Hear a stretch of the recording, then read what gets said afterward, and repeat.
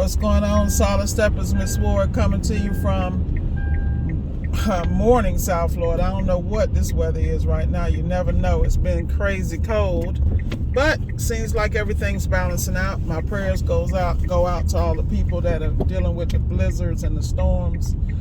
I don't wish that on anybody, man, because the weather can be unpredictable. But this morning, what we're going to focus on is organization. How organized are you to be successful in your day? So let's talk about how I started out my day. Got up this morning, got my smoothie in, got my workout, everything I need to get me mentally prepared. But then I dealt with the things and the distractions throughout the day. I made sure I texted all the clients that I needed to communicate with, even the ones that I may have missed yesterday that came in late, because we get constant jobs on a daily basis. We're basically about 2.5, 3 months booked out.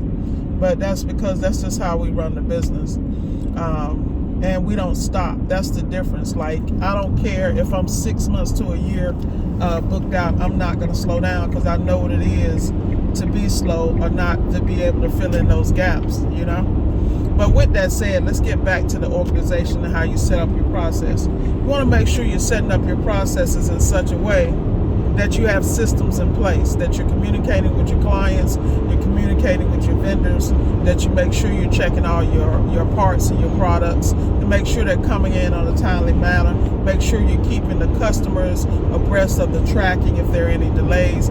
Do as much as you can in the morning so that throughout your day you're not interrupted, because there are things that desire and need your attention that are much more pressing than a phone call.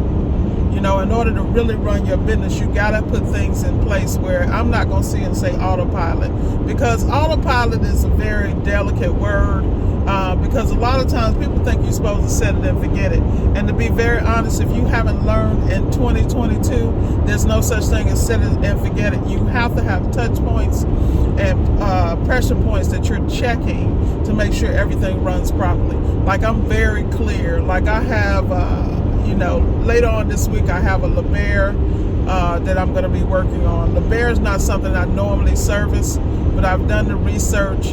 I'm on top of it, but I also have a support team that I reach out to if we need any additional support, and that's what I'm talking about. Have your game together. Most people don't have it together because they are not addressing the real issues. They're not dealing with their areas of their weak areas. Like with me, I'm going to knock out a seal system today. I have people on call. I even have people already scheduled with me, because my whole goal is to really fine-tune that part of the business, because it's extremely profitable.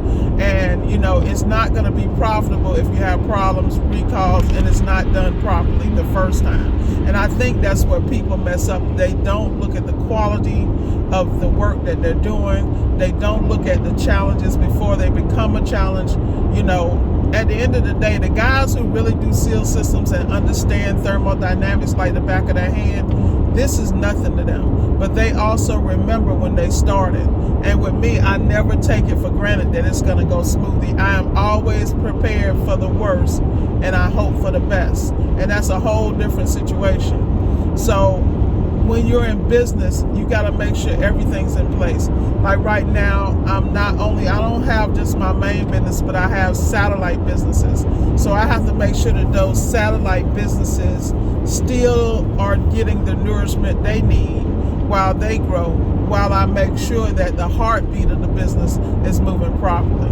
And that's what I mean about layering businesses and layering organizational skills. Because, for instance, a lot of you guys don't cut off things that you're losing money with. Like, say you got people who are not going to grow and change with you. You don't have to hate on them. You just have to let them grow at their own pace, but that just may not be with you. Because at the end of the day, I feel like you can give people opportunities over and over again, but if those opportunities constantly cost you money, as a business professional, you need to handle it. It's not a conversation. And then you need to continue to elevate and surround yourself with people who have the skill set. You better do the Jay-Z. That's what I tell people all the time. He's an expert of next level, next level, next level, next level.